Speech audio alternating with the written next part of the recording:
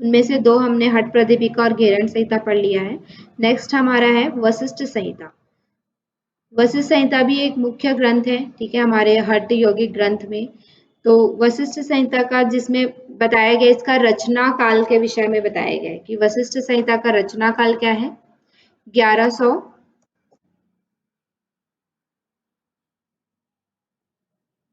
1150, ठीक है। वशिष्ठ संहिता का रचना काल क्या बताया गया है, 1150 ईस्वी में इसके रचना हुआ था, ठीक है। लगभग हम देखें तो हठ प्रदीपिका के टाइम पे ही इसका रचना काल माना जाता है।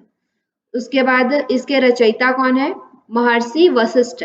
उन्हीं के नाम पे ये क्या है, वशिष्ठ संहिता नाम हुआ है, ठीक है। महर्षि वशिष्ठ इनके रचयिता हैं, इसलिए इनका इस ग्रंथ का नाम क्या है, वशिष्ठ संहिता है, ठीक है। वक्ता इसमें जैसे हमने देखा था घेरण संहिता और हठ प्रदीपिका में वक्ता के रूप में है। तो वक्ता कौन है इसमें, घेरण संहिता और चंड कपाली के बीच में संवाद था, उसी तरह से इसमें भी दो लोगों के बीच में संवाद है, जिसमें वक्ता जो बोल रहे हैं, जो बता रहे हैं, वो कौन है, वशिष्ठ है, महर्षि वशिष्ठ। और श्रोता कौन है, शक्ति, उनके ही पुत्र हैं, और गुरु शिष्य का भी उनमें संबंध है और पुत्र पिता का भी संबंध है, ठीक है। उनके ही पुत्र को ये वशिष्ठ संहिता बता रहे हैं कि वशिष्ठ संहिता क्या है। फिर इसमें कुल अध्याय कितने हैं, 8 अध्याय हैं, और प्रथम 4 अध्याय जो है उनको क्या बोला जाता है, योगाख्यान बोला जाता है, ठीक है। पहले जो अरे यहाँ पे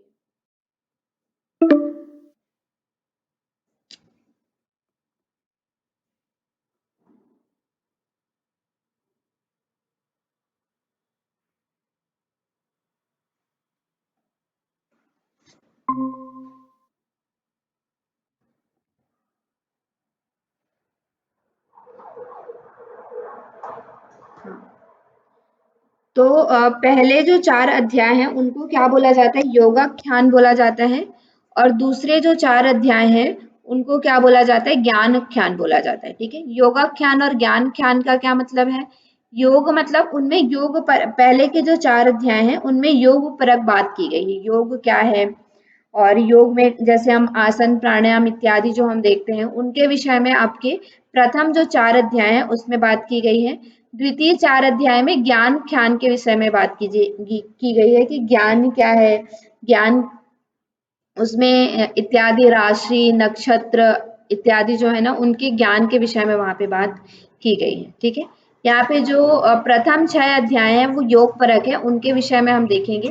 आपके सिलेबस में पहले के जो 6 अध्याय हैं, टोटल इसमें कितने हैं, 8 अध्याय हैं, लेकिन इनमें से 6 अध्याय आपके मतलब कि विषय से संबंधित है, तो उनको हम देखेंगे। लास्ट के जो 2 अध्याय हैं वो हमारे विषय से संबंधित नहीं है, इसलिए हम उनको नहीं देखेंगे, ठीक है। अब यहाँ पे नेक्स्ट पूरा कितने श्लोक हैं, वो सभी अध्याय में कितने कितने श्लोक हैं ये यहाँ पे आपको बताया गया है कि एक एक अध्याय में कितने कितने श्लोक हैं।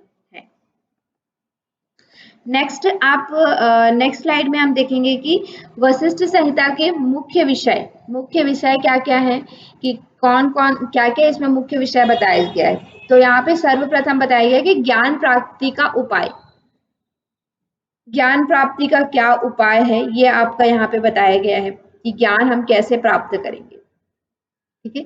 योग का जो हम देखते हैं 3 तरह के योग यहाँ पे बताए गए हैं, कौन कौन से, कर्म योग, ज्ञान योग और अष्टांग योग, ठीक है। 3 तरह के यहाँ पे योग बताए हैं, कर्म योग, ज्ञान योग और अष्टांग योग, ठीक है। यहाँ पे 10 नियम बताया गया है, 10 यम बताया गया है, और यहाँ पे 10 आसन भी बताए गए। हठ प्रदीपिका और घेरण संहिता में कितने कितने आसन है,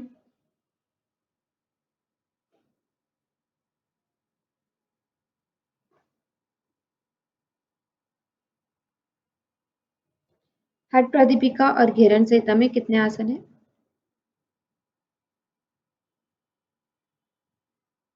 मेरी वॉइस आ रही है।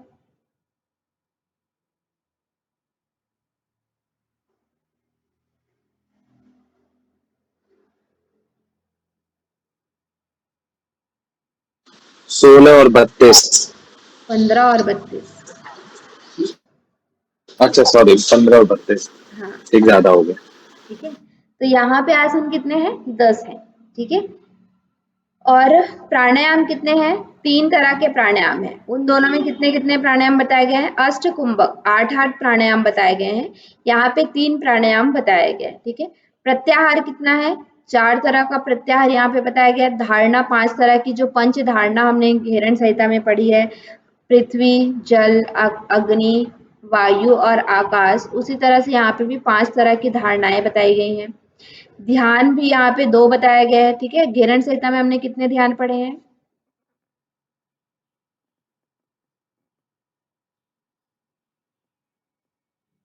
कितने ध्यान पढ़े हैं? 3 प्रकार के, हाँ, 3 प्रकार के। यहाँ पे 2 ध्यान बताया है। ठीक है। समाधि यहाँ पे 1 बताया है। घेरन संहिता में कितने हैं समाधि?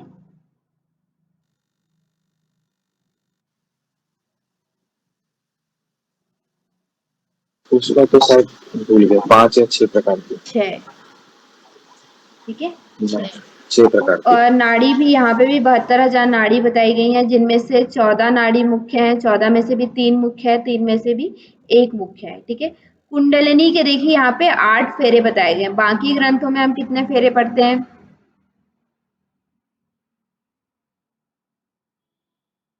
घेरन संहिता में कितने फेरे बताए हैं कुंडलिनी के?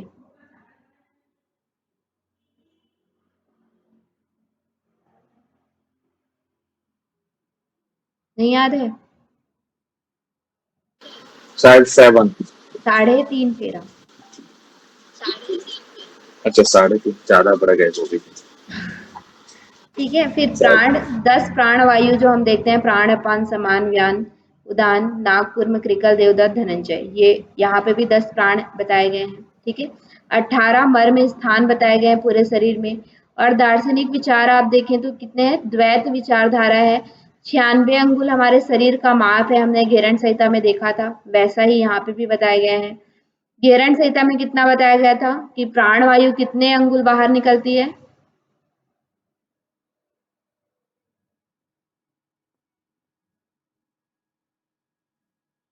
कितने अंगुल बाहर निकलती है?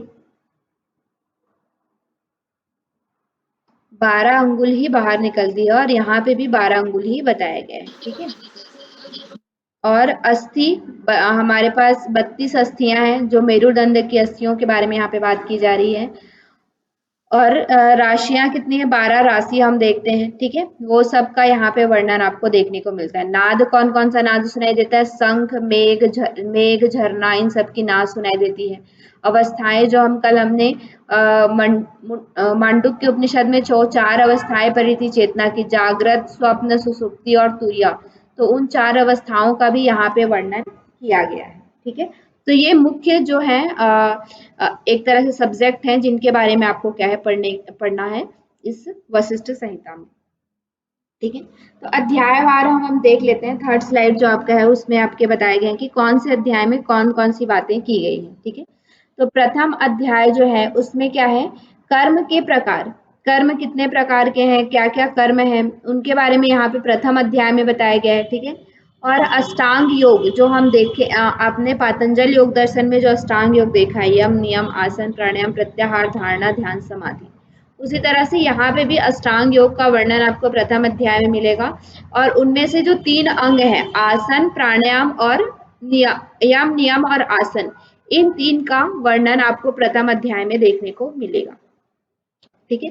द्वितीय अध्याय में आपको देखने को मिलेगा कि नाड़ी क्या है, देह मध्य क्या है, कंद क्या है, कुंडलनी कहाँ है, कितने फेरे लगाए हुए हैं। ठीक है। प्राण क्या है, हमारा मठ, हमारा स्थान कैसा होना चाहिए, नाड़ी शुद्धि हमें कैसे करनी है, और नाड़ी शुद्धि के लक्षण क्या क्या है, उनके बारे में आपको द्वितीय अध्याय में देखने को मिलेगा। ठीक है। तृतीय अध्याय में आपका क्या है? प्राणायाम कैसे करते हैं, प्रत्याहार क्या है, नाद क्या है, मर्म स्थान क्या है, इनके बारे में आपको तृतीय अध्याय में देखने को मिलेगा। चतुर्थ अध्याय में जो हमारा है पंच धारणा, ध्यान और समाधि, इनके विषय में आप चतुर्थ अध्याय में आपको देखने को मिलेगा कि धारणाएं कौन कौन सी हैं, ध्यान क्या है और समाधि क्या है। ठीक है। फिर जब आप पंचम अध्याय में जाते हैं तो वहां पे आपको देखने को मिलता है, हाँ, पंचम अध्याय में आपको देखने को मिलता है कि आत्मा का स्वरूप कैसा है, उसका स्थान क्या है, जीव की जो 4 अवस्थाएं हैं, जागृत, स्वप्न, सुषुप्ति और तुर्या, वो आपको पंचम अध्याय में देखने को मिलेगा। सृष्टि का क्रम, कैसे कैसे सृष्टि की रचना हुई है, ग्रह नक्षत्र कहाँ कहाँ पे है, उनका क्या वर्णन है, हमारे जीवन में उसका क्या महत्व है, उनके बारे में आप पंचम अध्याय में देखने को मिलेगा। ठीक है। फिर षष्ठम अध्याय में आप देखेंगे मृत्यु पर विजय प्राप्त करने का यहाँ पे उपाय बताया गया है, जिसमें 3 उपाय बताए गए हैं, ओम जप, त्रयंबक जप और रुद्र ध्यान। ठीक है। और दूसरा क्या है, समाधि का अभ्यास के बारे में भी यहाँ पे आपको छठे अध्याय में बताया गया है। ठीक है। तो ये आपके मुख्य विषय हैं जिनके विषय में आपको पढ़ना है इस ग्रंथ में। तो सबसे पहले अब हम देखते हैं प्रथम अध्याय। प्रथम अध्याय में आपका कुल श्लोक कितना है, 84 श्लोक हैं आपके अध्याय में, प्रथम अध्याय में। ठीक है। और इस ग्रंथ का प्रारंभ जो है शक्ति, किनके बीच में संवाद है, ये जो ग्रंथ है, जो हम वशिष्ठ संहिता ग्रंथ देख रहे हैं, वो किन दो के बीच में संवाद है?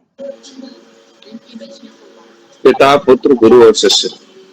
महर्षि वशिष्ठ और शक्ति, जिनके बीच में संबंध क्या है, पिता और पुत्र का, गुरु और शिष्य का। ठीक है। किनके बीच में संवाद है, वशिष्ठ और शक्ति के बीच में संवाद है। जैसे कि घेरन संहिता किनके बीच में संवाद है,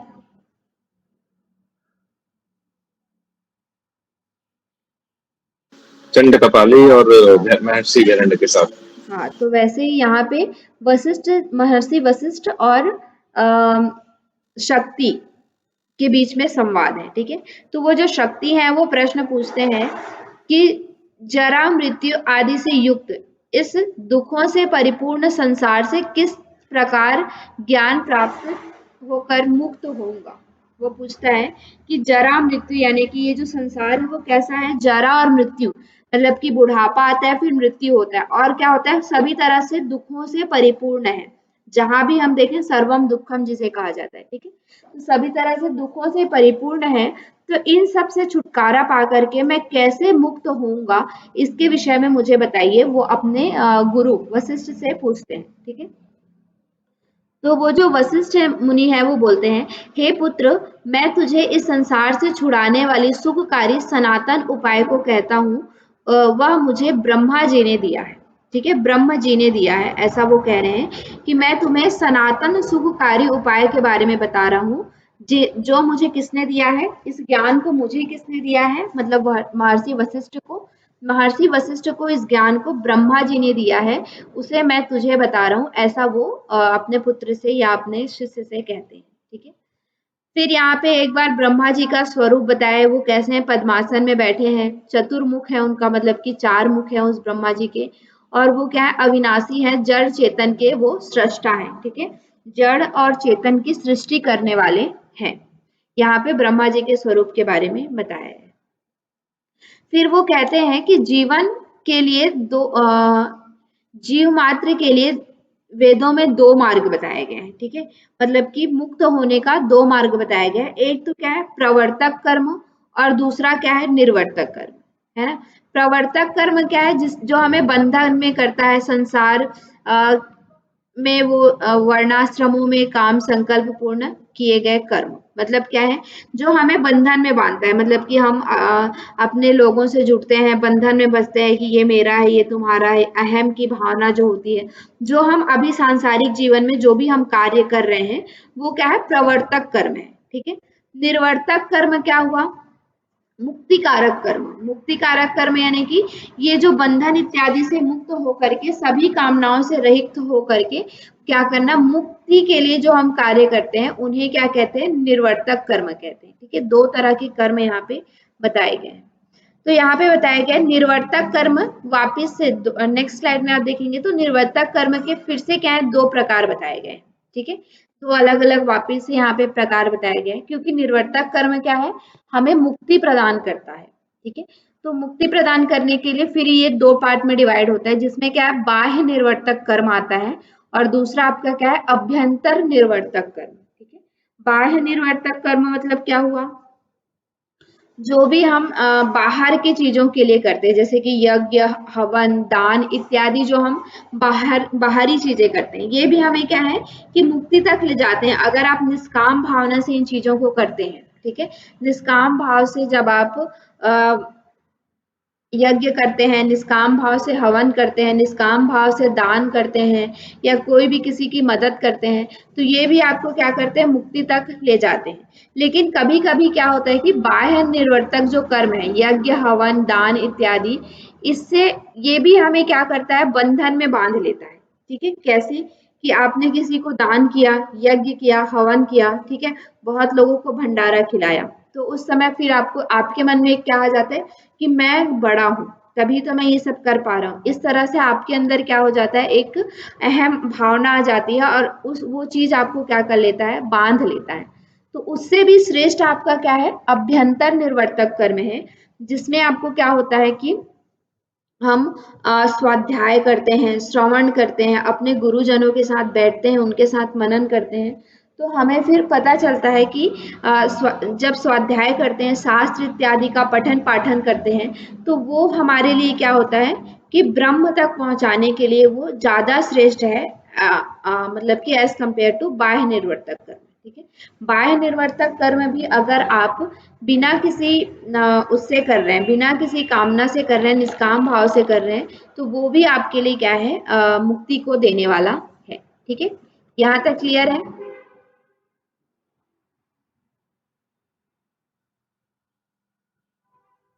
जी मैम। ठीक है, तो नेक्स्ट आपका आता है फिर यहाँ पे ज्ञान का स्वरूप अब बताया गया है। बोलते हैं कि अब मैं तुम्हें ज्ञान का स्वरूप बताता हूँ। ज्ञान का स्वरूप क्या है? तो बोल रहे हैं कि ज्ञान और का एक ही स्वरूप है, ज्ञान और योग का एक ही स्वरूप है, मतलब कि ज्ञान और योग अलग अलग नहीं। यहाँ पे क्या बोला जा रहा है कि ज्ञान और योग अलग अलग नहीं है, योग के द्वारा ही आपको क्या होता है, ज्ञान की प्राप्ति होती है। तो दोनों को एक ही स्वरूप बताया गया है। योग जो है वो क्या करता है, आत्मा की ओर ले जाता है, और यहीं से आपको क्या होता है, ज्ञान की प्राप्ति होती है। ठीक है, यहाँ पे ज्ञान और योग को अलग अलग नहीं बताया गया है। फिर यहाँ पे योग के दो प्रकार मतलब योग के अष्टांग योग बताया गया है, जिसको दो भागों में डिवाइड किया गया है, बहिरंग साधन और अंतरंग साधन। पढ़ा है आपने बहिरंग और अंतरंग साधन कहीं पर?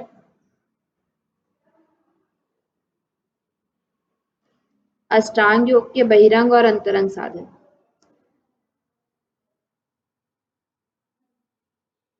याद है? हाँ जी मैम। कहाँ पे? यम नियम आसन प्राणायाम ये आपके हम योग सूत्र में पढ़े हैं, ये बहिरंग है।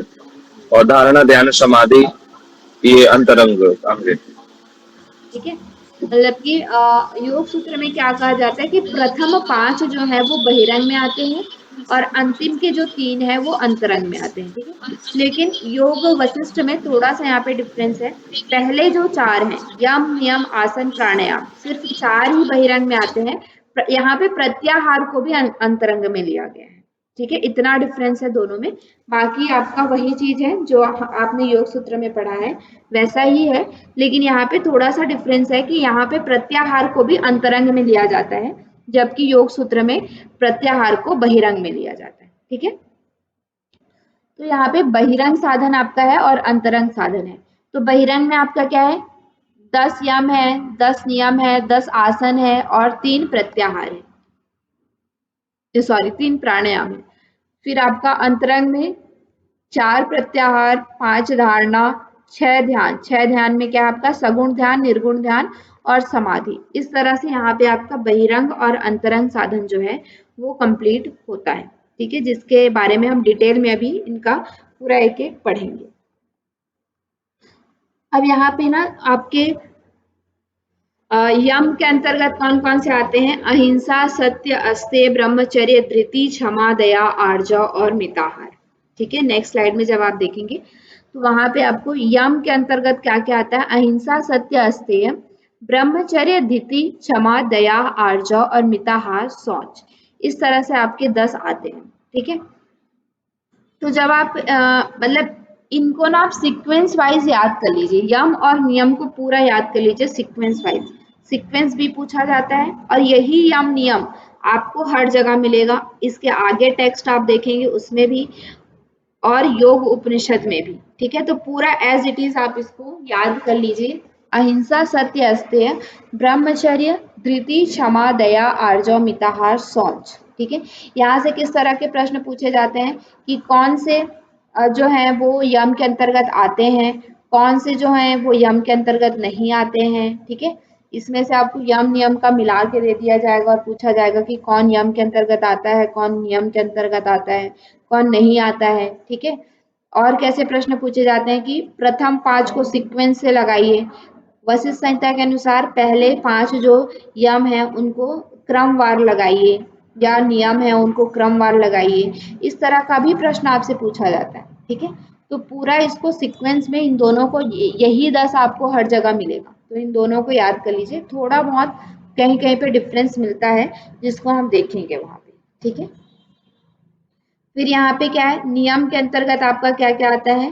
नियम के अंतर्गत है तप, संतोष, आस्तिक्य, दान, ईश्वर पूजन, सिद्धांत श्रवण, री, मति, जप और व्रत। ये 10 आपके किस में आते हैं, नियम के अंतर्गत आते हैं। उसी तरह से 10 आसन यहाँ पे बताए गए हैं। स्वस्तिक आसन, गोमुख आसन, पद्मासन, वीरासन, सिंहासन, मयूरासन, कुक्कुटासन, कुर्मासन, भद्रासन और मुक्तासन। ये 10 आपके आसन यहाँ पे बताए गए हैं, ठीक है। इनको डिटेल में अभी हम देखेंगे। तो देखिए पहला आपका क्या है, यम, ठीक है। तो यम में आपका क्या आता है, पहला है आपका अहिंसा। अहिंसा में क्या है, मन वाणी कर्म से हिंसा ना करना, ठीक है। अहिंसा मतलब क्या है, मन वाणी और कर्म से हिंसा ना करना। ये सारी चीजें जो आप योग सूत्र में देखे हैं ना, वैसी ही चीजें हैं। अहिंसा, सत्य, अस्तेय, ब्रह्मचर्य जो हम देखते हैं, ठीक है। सत्य मतलब क्या है, मन वाणी और कर्म से सत्य का पालन करना, जो भी सही चीज है उसका पालन करना। अस्तेय का मतलब क्या है, किसी के वस्तुओं की चोरी ना करना, ठीक है। मतलब कोई भी वस्तु है उसकी चोरी आपको ना करना। ब्रह्मचर्य मतलब क्या है, गृहस्थ आश्रम में रह करके भी शास्त्रानुसार ऋतुकाल के बाद स्वपत्नी से समागम, अपनी ही पत्नी से समागम करना। और ब्रह्म या फिर आप अगर ब्रह्मचर्य अवस्था में है तो स्त्री का सेवन ना करना, ये आपका क्या है, ब्रह्मचर्य है, ठीक है। गुरु सेवा में संलग्न रहना। धृति का मतलब क्या है, धृति मतलब धैर्य, ठीक है, चित्त की स्थिरता, धैर्य रखना। और क्षमा का मतलब क्या है, कोई भी अगर आपके साथ कुछ गलत करता है तो उससे आपको द्वेष की भावना ना रखना, उसे क्या कर देना, क्षमा कर देना, ठीक है। दया का मतलब क्या है, सभी के प्रति सदा करुणा बुद्धि रखना ही दया है, ठीक है। मतलब कि जो भी आपके सामने दिखता है, कोई कम है आपसे, कोई ज्यादा है, कम है, तो उनको आपको क्या करना, दया की भावना उनके अंदर रखना, ठीक है, उनके लिए रखना। आर्जव मतलब क्या है, विहित से प्रवृत्ति तथा अतिरिक्त से निवृत्ति। मतलब कि यहाँ पे क्या है, जो भी आपके विहित कर्म बताए गए हैं वेदों में, ठीक है, वेदों में आपके कर्म बताए गए हैं कि इन कर्मों को करना है, इन कर्मों को नहीं करना है, ठीक है। तो जो कर्म करने के लिए कहा गया है उन्हीं कर्मों को करना, जो कर्म करने के लिए नहीं कहा गया है उनको क्या कर देना, त्याग देना ही क्या है, आर्जव है, ठीक है।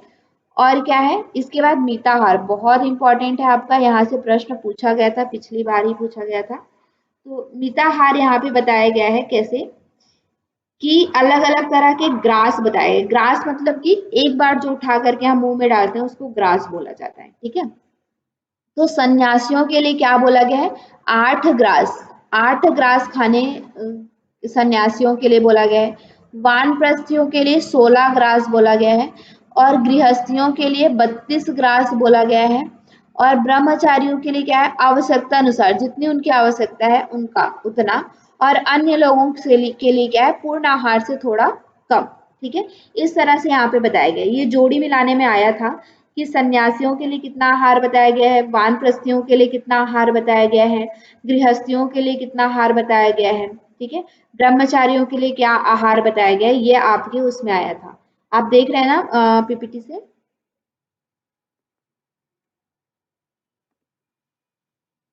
ठीक है। फिर उसके बाद आपका 10वां जो है वो क्या है, शौच। शौच में क्या बोला गया है, अंतरंग और बहिरंग शौच। अंतरंग और बहिरंग शौच पढ़ा है क्या आपने योग सूत्र में,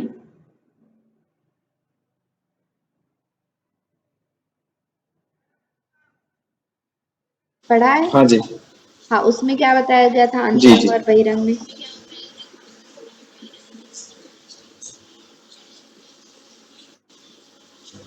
अंतरंग में मतलब मन की शुद्धि, बहिरंग में सोच में मतलब बाह्य हाँ, शुद्धि। बाहरी जैसे हम स्नान इत्यादि जो हम करते हैं, बाहर शरीर की शुद्धि करते हैं मिट्टी इत्यादि से, ठीक है? तो वो हमारा क्या है, बहिरंग में आता है। और अंतरंग में क्या आता है, हमारे मन की शुद्धि, मतलब मन भी हमारा कितना मतलब कि अस्वच्छ होता है कि हम किसी के बारे में बुरा सोचते हैं, किसी की निंदा करते हैं। ये सारी चीजें क्या है, हमारी उन सब की शुद्धि करना, संतोष करना, ये सब हमारे किस में आता है, अंतरंग साधन के अंतर्गत आता है, ठीक है? मिताहार को याद रखिएगा, मिताहार बहुत इंपॉर्टेंट है आपके वशिष्ठ संहिता, ठीक है? फिर उसी के बाद आपका आता है नियम। नियम में मैंने सारे 10 को नहीं लिखा है, जो थोड़ा अलग है उन्हीं को लिखा है यहाँ पे, ठीक है? बाकी सब आपका लगभग वैसा ही है जैसा हम देखते हैं। तो तप मतलब क्या है, कठोर चंद्रायण व्रत यहाँ पे कहा गया है, ठीक है? वशिष्ठ संहिता में तप तप का मतलब क्या बताया गया, कठोर चंद्रायण व्रत। चंद्रायण व्रत जो हम करते हैं, चंद्रायण व्रत के विषय में आपको पता है चंद्रायण व्रत क्या होता है?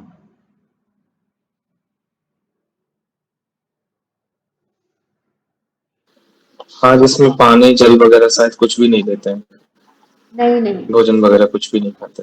नहीं नहीं, ये चंद्रायण व्रत जो है ना, वो चंद्र की जो रहता है, मतलब ये 1 महीने का पूरा एक व्रत होता है, ठीक है? 15-15 दिन का, जैसे चंद्रमा जैसे बढ़ता घटता है ना, उस हिसाब से चंद्रायण की तरह, चंद्र के आयन की तरह इसमें होता है। जैसे कि आपने अगर इसको पूर्णिमा से स्टार्ट किया है, ठीक है? पूर्णिमा से, तो अपना पूरा आहार लेंगे, पूरा आहार जितना आपका आहार है उतना लेंगे। फिर क्या करेंगे, अपने आहार को 15 भाग में डिवाइड करिए। फिर क्या करेंगे, जैसे आप इसको मैं 15 रोटी से बता रही हूँ, कि जैसे आपकी पूर्णिमा के दिन की आहार है 15 रोटी, ठीक है? तो उसके बाद पूर्णिमा के बाद क्या होता है, जो चंद्रमा का जो आयन है वो क्या होता जाता है, घटता जाता है। तो उसके अगले दिन कितना लेंगे, 14 लेंगे, फिर 13 लेंगे, ऐसे करते करते अमावस्या के दिन आप जीरो आहार, कोई भी आहार नहीं लेंगे, ठीक है? फिर उसके बाद अमावस्या के बाद वापिस से आप एक एक करके बढ़ाते जाएंगे, और फिर आपका पूर्णिमा के दिन पूर्ण आहार। ये इस तरह का चंद्रायण व्रत होता है, ठीक है?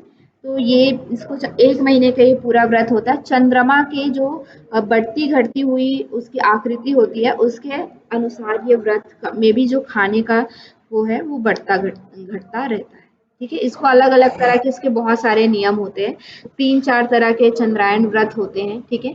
लघु मृदु इस तरह से उसमें बताया जाता है, बहुत इसका बहुत ज्यादा मतलब बड़ा है। बाकी इतना समझिए कि ये चंद्र के जो चंद्रमा की जो वो होती है, मतलब आयन होती है, उसके अनुसार ये क्या होता है, बढ़ता घटता है हमारा आहार, ठीक है? तो इस तरह से चंद्रायन तप, कठोर तप करना, ठीक है? उसको हम लोग क्या कहते हैं, चंद्रायन सॉरी, इसमें उसको क्या कहा जाता है, तप कहा जाता है। ईश्वर पूजन यानी कि क्या हुआ, कि ईश्वर में भक्ति करना, ठीक है? विष्णु इत्यादि जो ईश्वर है, इस उसमें भक्ति करना, और अंतःकरण को राग रहित बना करके वाणी का असत्य आदि जो भाषण हम करते हैं वो सब ना करना, हिंसा आदि ना करना, और इस तरह से ईश्वर का पूजन करना, ठीक है? सिद्धांत श्रवण मतलब क्या है, वेदांत चिंतन, जो भी आपके वेदों में बताए गए हैं उनका चिंतन करना, उनका श्रवण करना, ठीक है? लज्जा मतलब क्या है, जैसे हम कुछ गलत करते हैं तो हमें मतलब कि लज्जा आना चाहिए। निंदित कर्म अगर आप कोई कर रहे हैं, बुरा कर्म कर रहे हैं, या वेदों में नहीं बताया गया है वैसे कर्मों को अगर आप कर रहे हैं, तो आपको क्या होना चाहिए, लज्जा आनी चाहिए, ठीक है? मतलब कि बुरा लगना चाहिए। उसी तरह से मति का मतलब क्या है, मति का मतलब बुद्धि, ठीक है? तो बुद्धि लगाना है अपना, ठीक है? दिमाग लगाना है कि जो शास्त्र में जो चीज नहीं करने को कहा गया है उसको हमें नहीं करना है। इस तरह से अपना दिमाग लगा करके कि जहाँ पे हमें जो कार्य करना चाहिए उन कार्यों को करना चाहिए। जैसे कि हमारा एक, इसको हम नॉर्मल भी देखें तो एक सोशल एटिकेट होता है ना, कि हमें कौन सा कार्य कहाँ पे करना है, कौन सा कार्य हमें कहाँ पे नहीं करना है, किससे हमें किस तरह से बात करनी है, किससे किस तरह से बात नहीं करनी है, कहाँ हम बैठे हैं तो हमें किस तरह का कार्य करना है, किस तरह से हमें बात नहीं करनी है। तो ये एक हमारा एक सोशल या कॉमन सेंस कहना चाहिए, ठीक है? तो उन कॉमन सेंस को लगा करके जो शास्त्रों में कहा गया है उन्हीं कर्मों को करना, और उन पे अपना दिमाग लगा के अपना कार्य करना। ठीक है, कि शास्त्रों में तो बहुत सारी चीजें बताई गई, बहुत कुछ बताया गया है, लेकिन कौन सा कार्य हमें कहाँ पे करना चाहिए इस पे अपना दिमाग लगाना। ठीक है, उसे हम क्या कहते हैं, मति कहते हैं। फिर जप, जप यहाँ पे 3 तरह के बताए गए हैं। उच्च जप, जैसे हम जोर जोर से गायत्री मंत्र पढ़ रहे हैं तो वो क्या हुआ, उच्च जप। ठीक है, उपांशु जप मतलब क्या हुआ, मतलब कि जैसे हम मंद मंद, जैसे आप सिर्फ लिपसिंग कर रहे हैं और वो किसी को सुनाई नहीं दे रहा है, वो आपका क्या है, उपांशु जप कहा जाता है। ठीक है, या धीरे धीरे आवाज में जब आप करते हैं। और नेक्स्ट आपका क्या होता है, मानस जप। मानस जप मतलब कि मानसिक जप, आपका मुख वगैरह कुछ भी नहीं हिल रहा है, बस आप मन ही मन क्या कर रहे हैं, उच्चारण कर रहे हैं, मन ही मन मंत्र का उच्चारण कर रहे हैं, तो वो क्या होता है, जप होता है। ठीक है, तो यहाँ पे भी बताया गया है कि जो उच्च जप है से उपांशु जप कितना गुना अच्छा है, 1000 गुना अच्छा है। और उपांशु जप से जो मानस जप है वो भी क्या है, 1000 गुना अच्छा है। तो सबसे ज्यादा अच्छा कौन सा जप हुआ,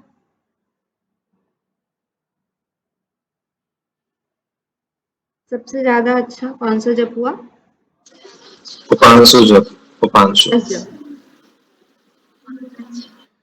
उच्च जप से उपांशु जप ज्यादा अच्छा है, उपांशु जप से मानस जप जप ज्यादा अच्छा है। तो कौन सा जप ज्यादा हुआ, सबसे ज्यादा अच्छा कौन सा जप हुआ, मानस जप। हाँ। ठीक है, क्योंकि उच्च जप से 1000 गुना अच्छा उपांशु जप है। ये नीचे से स्टार्ट हो रहा है, उपांशु जप से मानस जप और उच्च जप से नहीं नहीं, उच्च जप है, 1000 गुना। उपांशु और मानस है ना। तो उच्च जप से उपांशु जप अच्छा है 1000 गुना, और उपांशु जप से भी 1000 गुना अच्छा मानस जप है। अच्छा, तो मानस जप श्रेष्ठ होगा।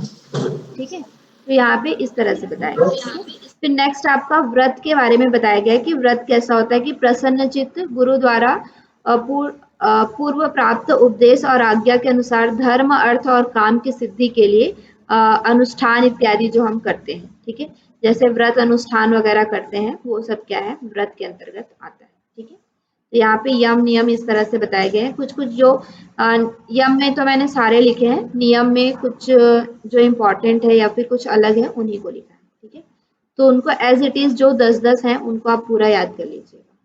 नेक्स्ट आपका आता है आसन।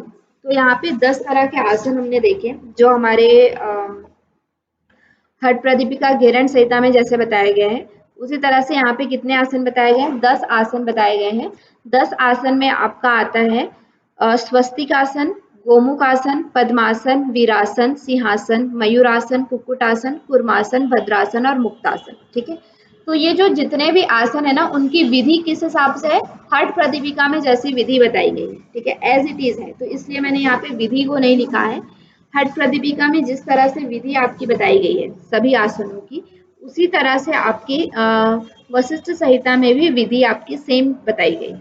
ठीक है, और इसमें फल इत्यादि भी इतना नहीं दिया है, कुछ कुछ में ही दिया है। जैसे आप देख पा रहे होंगे स्वस्तिक आसन में क्या है, सभी पापों का नाश होता है। ठीक है, गोमुख आसन में कोई फल नहीं दिया है, खाली उसकी विधि दी है हठ प्रदीपिका के अनुसार।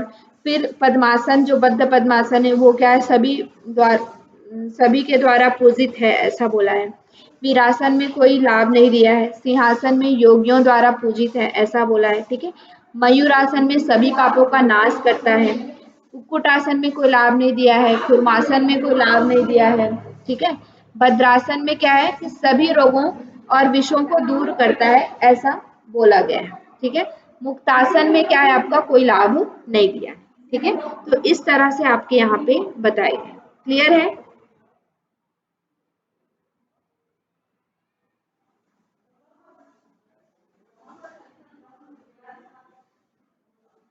यहाँ तक क्लियर है।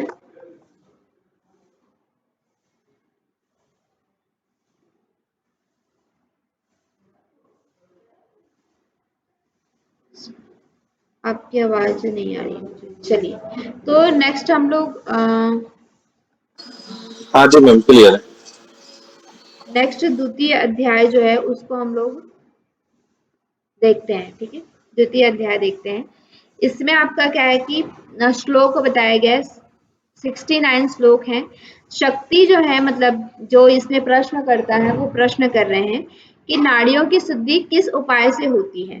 ठीक है, कैसे हम नाड़ी की शुद्धि कर सकते हैं, फिर नाड़ियों का स्थान कहाँ कहाँ पर है, उनको रक्षण कैसे करते हैं, कंद का स्वरूप क्या है, शरीर में कितने वायु हैं, वायु का स्थान कहाँ है, उनके क्या क्या कार्य हैं, ठीक है। और शरीर में जो कुछ भी जानने लायक है वो सब मुझे बताइए कि शरीर के बारे में हमें क्या क्या जानने लायक चीजें हैं, ठीक है। शरीर में हम क्या क्या चीजें जान सकते हैं, उन सब के विषय में मुझे बताइए। ऐसा जो है वो शक्ति प्रश्न पूछ रहे हैं, ठीक है। तो फिर वो वशिष्ठ जी कहते हैं कि प्रत्येक जीव का शरीर अपने उंगली से कितना माप का होता है, 96 अंगुल का होता है। ये हमने कहाँ पे पढ़ा था,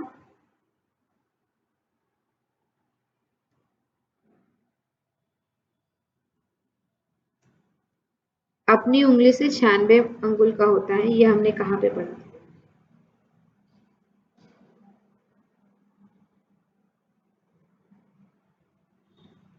घेरण संहिता में पढ़ा था, ठीक है। केवली तो ये कुमार ग्रहण संहिता में पढ़ा था, ग्रहण।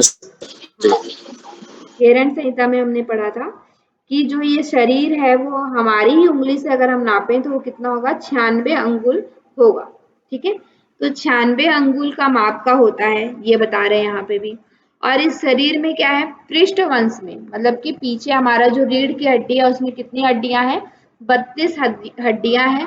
और पूरी नाड़ियां कितनी है हमारे शरीर में, 72,000 नाड़ियां हैं, ऐसा वो बता रहे हैं, ठीक है। मतलब शरीर के बारे में एक जानकारी दे रहे हैं कि हमारे शरीर में क्या क्या चीजें हैं।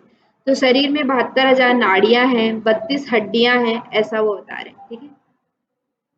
प्राणवायु शरीर से 12 अंगुल पर्यंत बाहर निकलता है, ठीक है। मतलब कि हमने घेरन संहिता में भी पढ़ा था कि जब हम श्वास को नॉर्मल जब स्थिति में बैठे हैं, बोल चाल नहीं रहे हैं, सिंपल जब हम बैठे हैं, तो क्या होता है जब हम श्वास को लेकर के छोड़ेंगे तो 12 अंगुल तक ही हमें महसूस होगा, 12 अंगुल के बाद हमें महसूस नहीं होगा, ठीक है। तो यही चीज यहाँ पे भी एज इट इज आपके घेरन संहिता की तरह ही बताया जा रहा है कि प्राण जो है वो 12 अंगुल तक ही क्या होता है, बाहर निकलता है, ठीक है। और देह मध्य में क्या है, ज्योतिर्मय स्थान है। मान यहाँ पे देखिए ये चीज आपको नेक्स्ट जो बताया गया है ना वो सभी जगह यही मिलने वाला है, ठीक है। मानव में ज्योतिर्मय स्थान कैसा होता है, जैसे मानव में जो स्थान है, मध्य स्थान बोलते हैं, वो त्रिकोण आकार का होता है, ठीक है। पशुओं में वो चौकोर आकार का होता है और पक्षियों में गोलाकार का होता है मध्य स्थान, ठीक है। अब मध्य स्थान क्या होता है वो हम आगे देखेंगे कि कैसा होता है, ठीक है। अब देखिए कंद कंद और कुंडलिनी के विषय में भी हमने पढ़ा था, है ना, घेरन संहिता में भी पढ़ा है, हट प्रदीपिका में भी पढ़ा है। तो कंद देह मध्य कैसा होता है, देखिए। तो देह मध्य जो है वो क्या है, गुदा से 2 अंगुल ऊपर, ठीक है। गुदा जो हमारी है उससे 2 अंगुल ऊपर की तरफ और लिंग से 2 अंगुल नीचे की तरफ, ठीक है। एक स्थान है जो क्या है, खाली स्थान की तरह 2 अंगुल एक खाली स्थान है, उसे हम क्या कहते हैं, देह मध्य कहते हैं, ठीक है। गुदा से 2 अंगुल ऊपर और लिंग से 2 अंगुल नीचे के मतलब कि दोनों के बीच में क्या है, एक स्थान है, खाली स्थान जो 2 अंगुल का है, उसे हम क्या कहते हैं, देह मध्य कहते हैं। मनुष्य शरीर में उसे देह मध्य कहा जाता है, ठीक है। शरीर का मिड पॉइंट, ऊपर और नीचे से देखें तो शरीर का क्या है, वो मिड पॉइंट कहा जाता है। देह मध्य समझ में आया,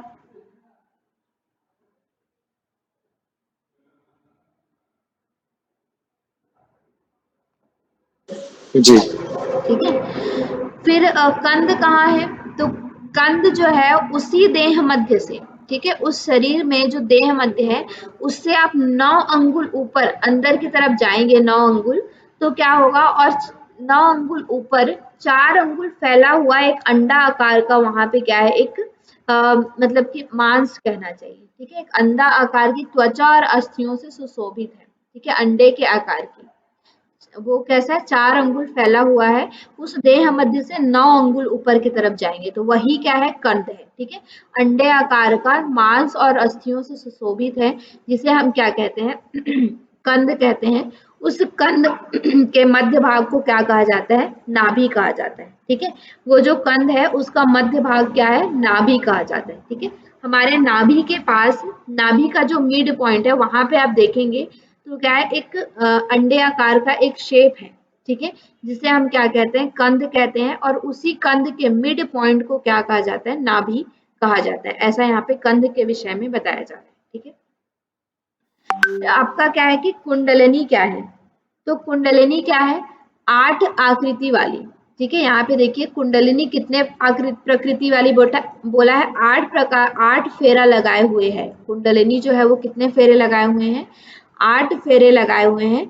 आकार से सकार बीज अक्षर से युक्त है। ठीक है, 8 बार कुंडलिनी होने के कारण इसका नाम क्या है, कुंडलिनी पड़ा हुआ है, कुंडली पड़ा हुआ है। ठीक है, जैसे 8 बार ये फेरा लगाए हुए इसलिए इसका नाम कुंडलिनी है। कुंडलिनी सुषुम्ना वायु के संचार को रोककर कुंडलाकार रूप से स्थित है। ठीक है, यही चीज हमने पढ़ा है कि सुषुम्ना के मुख में क्या है, कुंडलिनी बैठी हुई है, जिससे सुषुम्ना में प्राण का प्रवाह नहीं हो पाता है। इसलिए हमें क्या करना होता है, उस कुंडलिनी को जागृत करना होता है, उठाना होता है, जिससे क्या होता है कि प्राण का प्रवाह सुषुम्ना में प्रारंभ हो जाता है। ठीक है, क्लियर है यहाँ तक? यही चीजें आपको अब बार बार देखने को मिलेगी जो हमने हठ प्रदीपिका घेरन संहिता में ऑलरेडी पढ़ लिया है। ठीक है, फिर यहाँ पे कुंडलिनी जागरण के उपाय बताए गए हैं कि कैसे हम कुंडलिनी को जागृत करेंगे। ठीक है, तो कुंडलिनी जागरण के उपाय क्या है, योगा अभ्यास काल में अपान वायु को के द्वारा अग्नि तत्व के साथ जागती है। ठीक है, मतलब हमने देखा है ना कि क्या करते थे हम, अपान वायु को ऊपर उठा करके, ठीक है, असमान वायु से मिलाते हैं और प्राण वायु को नीचे ला करके भी समान वायु से मिलाते हैं, जिससे क्या होता है कि यहाँ पे अग्नि जो है वो बहुत ज्यादा प्रज्वलित हो जाती है। और जैसे मैंने आपको एक एग्जांपल दिया था, जैसे सांप जो है वो कुंडलिनी लगा के सोई हुई है, उसके सामने जलती हुई मसाल लेकर के जाइए तो वो क्या हो जाएगा, वो उठ करके भागने लगेगा। ठीक है, उसी तरह से जो जब आप समान अपान और प्राण वायु को मिलाते हैं तो क्या होता है कि वहां पे अग्नि जो है वो प्रज्वलित हो जाती, बहुत ज्यादा अग्नि जलने लगती है। और जब उस अग्नि के द्वारा हम उस कुंडलिनी के पास लेके जाते हैं तो कुंडलिनी क्या हो जाती है, उठ करके जागृत हो जाती है। ठीक है, तो हठ प्रदीपिका में भी हमने घेरन संहिता में भी इसी तरह से व्याख्या हमने पढ़ी थी। ठीक है, जब इस तरह से हम लेके जाते हैं तो फिर क्या होता है कि कंध के बीच में स्थित नाड़ी सुषुम्ना नाम से कही जाती है। ठीक है, उस कंध के बीच में जो नाड़ी है सुषुम्ना, वो उस नाम से कही जाती है। और उस नाड़ी से ही क्या होता है, बहुत सारे जो है और नाड़ी, जो 72,000 नाड़ी है वो क्या हो रहे हैं, उस कंध से ही निकल रहे हैं, ऐसा यहाँ पे बोला जा रहा है। ठीक है, फिर उन 72,000 नाड़ियों में क्या है, यहाँ पे 14 नाड़ियां मुख्य कही जाती है।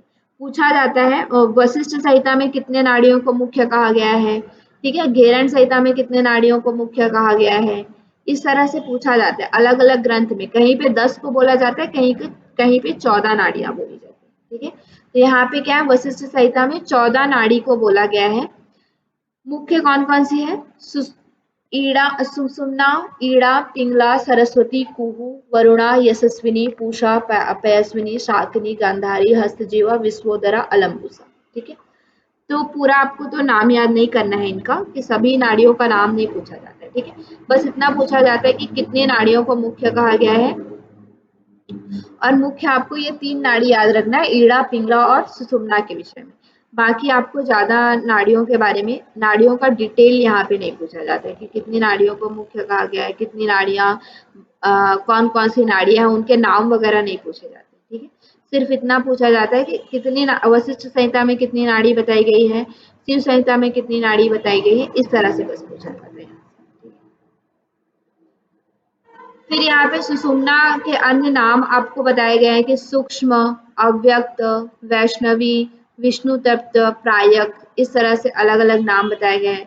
ईड़ा को क्या क्या बोला जाता है, चंद्रमा, तामस, दिन बोला जाता है। ठीक है, पिंगला को क्या बोला जाता है, सूर्य, राजस, रात, ऐसा बोला जाता है। ठीक है, फिर क्या है, ईड़ा और पिंगला दोनों रात और दिन के रूप में क्या है, काल के नियामक है। ठीक है, ईड़ा और पिंगला से जब तक आप सांस लेते रहते हैं, जब तक हम ईड़ा और पिंगला को इसके द्वारा कार्य लेते रहते हैं, तब तक हम क्या होते हैं, मृत्यु के समीप जाते रहते हैं। ठीक है, जैसे जैसे हम ईड़ा, इसीलिए हम क्या है, ईड़ा, हम क्या करते हैं, ईड़ा और पिंगला से श्वास लेते हैं, इसलिए हम क्या है, मृत्यु के समीप जा रहे हैं। लेकिन जो योगी होते हैं वो क्या करते हैं, सुषुम्ना के द्वारा श्वास और प्रश्वास करते हैं, ठीक है। इसलिए वो अनंत काल तक वो जीवित रहते हैं, मतलब कि जब तक वो चाहते हैं तब तक वो जीवित रह सकते हैं, है ना। तो ये किसकी वजह से है, सुषुम्ना से प्राण का प्रवाह करने के कारण, ठीक है। फिर यहाँ पे मुख्य कितने प्रकार के प्राणवायु बताए गए हैं, 10 तरह के प्राणवायु बताए हैं, प्राण, अपान, उदान, समान, व्यान, नाग, कूर्म, कृकल, देवदत्त और धनंजय, ठीक है। ये 10 प्राण यहाँ पे बताए गए। क्लियर है यहाँ तक?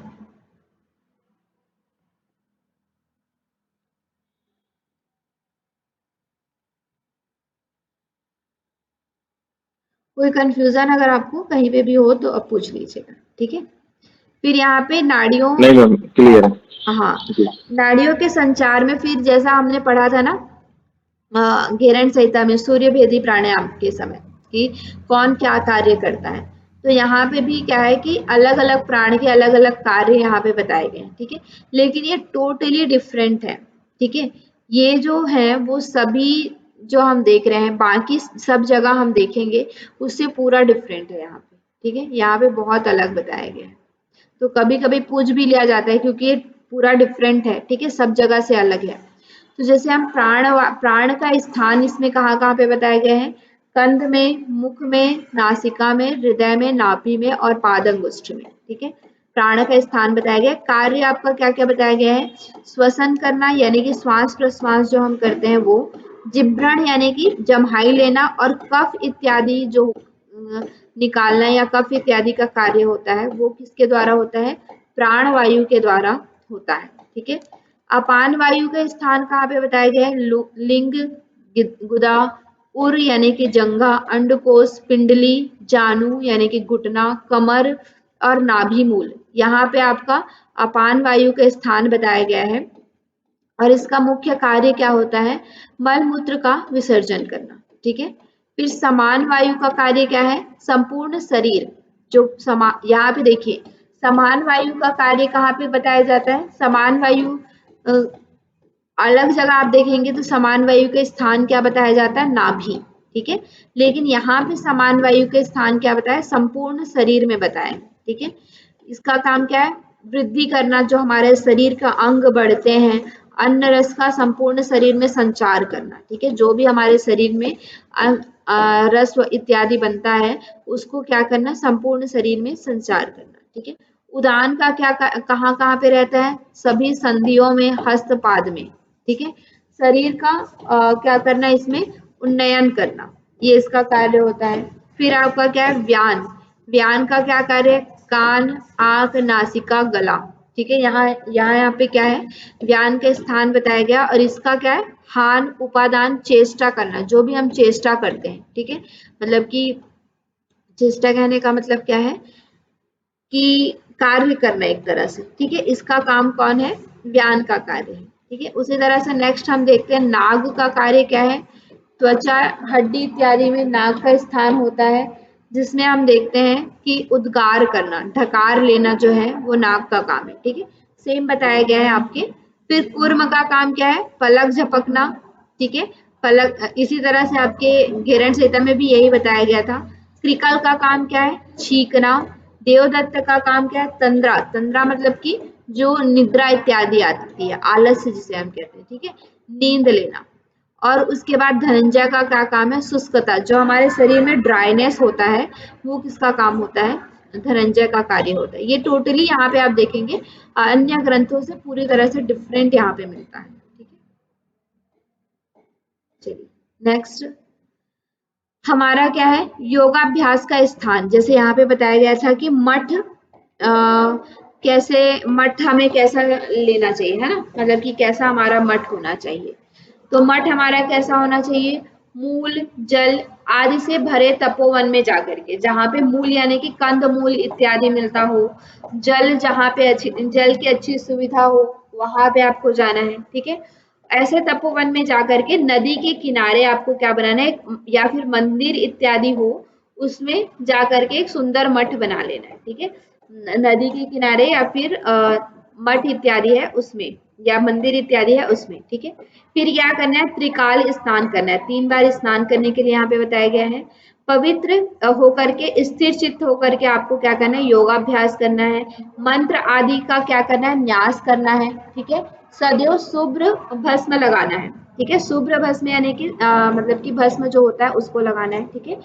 और क्या है, कोमल आसन पर कुशो अथवा मृग चर्म पर बैठ करके, जैसे कि हमने घेरन संहिता में भी देखा था कि वहां पे भी क्या है, आसन लेना है आपको, या फिर कुश का आसन लेना है, या फिर मृग चर्म का आसन लेना है, ठीक है। उसी तरह से यहाँ पे भी बताया गया है। फिर क्या है, फल मूल जल इत्यादि विघ्न निवारक गणपति से, उस गणपति की क्या करना है, उससे पूजा करनी है, ठीक है। मतलब कि पहले सर्वप्रथम बोला जाता है ना कि सर्वप्रथम गणपति की पूजा करना है। तो यहाँ पे क्योंकि ये जो ग्रंथ है ना वो विष्णु संप्रदाय से रिलेटेड है, ठीक है। तो इसमें पूरा क्या है कि पूजा पाठ की विधि आपको बताई जाएगी कि गुरु को कैसे करना है, कौन से भगवान की पूजा करनी है। तो यहाँ पे सर्वप्रथम क्या है कि गणेश इत्यादि की पूजा करके हमें प्रारंभ करना है, ठीक है।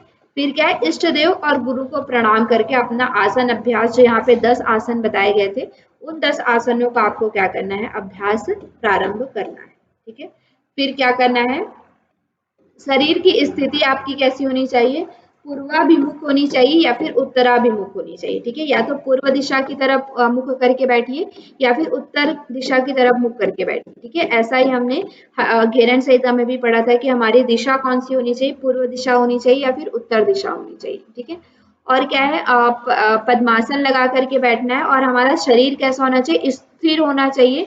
ऋजुकाय मतलब कि सिर, ग्रीवा और जो हमारा कमर है वो सीधा होना चाहिए। इस तरह से यहाँ पे हमारी स्थिति बताई गई है, ठीक है।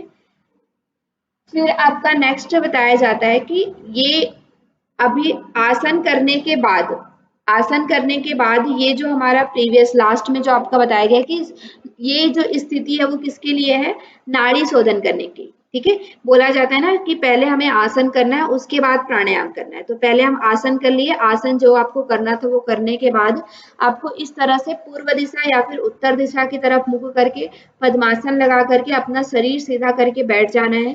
फिर उसके बाद आपको क्या करना है, नाड़ी शोधन का अभ्यास करना है, ठीक है। तो नाड़ी शोधन का अभ्यास कैसे करना है, आपको पूरक करना है ईड़ा नाड़ी से, ठीक है। ईड़ा नाड़ी से पूरक करना है, कितनी बार, 12 बार वम बीज मंत्र का ध्यान करते हुए, ठीक है। वम बीज मंत्र का, चंद्र का ध्यान करते हुए आपको ईड़ा नाड़ी से पूरक करना है 12 मात्रा। रेचक करना है आपको पिंगला नाड़ी से रम बीज मंत्र का ध्यान करते हुए, अग्निमंडल का ध्यान करते हुए, ठीक है। फिर पिंगला के द्वारा ही प्राण को पूरा करके बुद्धिमान योगियों को तब ईड़ा नाड़ी से क्या करना चाहिए, रेचक करना चाहिए।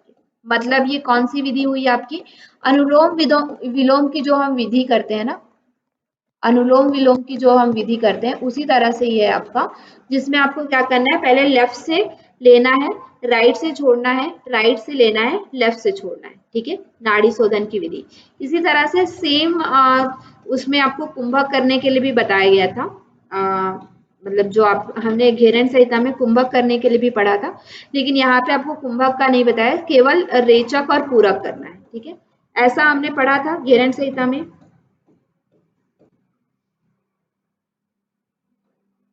याद है।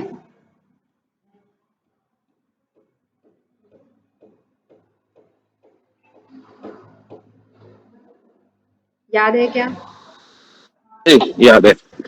कौन सा है, सगर्भ निगर्भ समनु निमनु, घेरन संहिता में, हाँ सगर्भ निगर्भ, जी जी। सगर्भ और निगर्भ है या समनु, सगर्भ समनु, समनु और निर्मनु, मतलब मंत्र के साथ और बिना मंत्र के, नाड़ी शोधन में। हाँ। तो ये जो मंत्र के साथ कर रहे हैं वो कौन सा है, समनु या निर्मनु, निर्मनु। निर्मनु है मंत्र के साथ और बिना मंत्र के समनु। गलत कह रहे हैं। निर्मनु और मंत्र के साथ समनु। हाँ, समनु जो है वो मंत्र के साथ, मंत्र के साथ समनु। हाँ ठीक है। तो यहाँ पे ये मंत्र के साथ है, ठीक। अच्छा, मंत्र के साथ निर्मनु मंत्र रहित। निर्मनु जी जी। मतलब मंत्र रहित, समनु मतलब मंत्र के साथ, ठीक है। मंत्र के साथ, ठीक है हाँ, जी। तो ये जो हम कर रहे हैं वो समअनु जो हम नाड़ी शोधन हमने घेरन संहिता में पढ़ा था, लगभग उसी के समान है। ठीक है, जब आप इस तरह का अभ्यास 3 से 4 वर्ष तक अथवा 3 से 4 महीने तक, ऐसा क्यों बोला है कि 3 से 4 वर्ष, 3 से 4 महीने, क्योंकि क्या होता है कि कभी-कभी जो होते हैं, जो योगाभ्यासी होते हैं, वो उनको किन्हीं योगाभ्यासी जो निम्न स्तर के हैं उनको 3 से 4 वर्ष भी लग सकता है, जो उच्च स्तर के हैं उनको 3 से 4 महीने भी लग सकते हैं। ठीक है, तो यहाँ पे या तो बोला है कि 3 से 4 वर्ष तक 3 से 4 महीने में प्रतिदिन जब आप इस तरह का अभ्यास करते हैं त्रिकाल यानी कि 3 बार, ठीक है, 3 बार कौन कौन सा, सुबह, मध्याह्न और सायं में जब इस तरह से आप अभ्यास करते हैं 36-36 बार, ठीक है, 36-36 बार जब इस तरह का अभ्यास करते हैं तो आपकी नाड़ी क्या हो जाती है, शुद्ध हो जाती है। ठीक है, फिर नाड़ी शुद्धि के यहाँ पे बताए गए हैं कि लक्षण बहुत इंपॉर्टेंट है, यहाँ से प्रश्न पूछा जा चुका है। ठीक है, तो ये क्या है, शरीर का हल्कापन होता है, शरीर में कांति आती है, जठराग्नि प्रदीप्त होती है और नाद की अभिव्यक्ति होती है। यहाँ से प्रश्न कैसा पूछा गया था कि वशिष्ठ संहिता के अनुसार नाड़ी शुद्धि के लक्षण में कौन कौन से हैं। ठीक है, वहां पे एक दो अलग भी दिए हुए थे, तो आपको नाड़ी शुद्धि के लक्षण यहाँ से मिलेगा। ठीक है, तो ये आपका टोटल हमने आज पहला और दूसरा अध्याय देखा। ठीक है, नेक्स्ट हमारा जो अध्याय है, तृतीय अध्याय, वो हम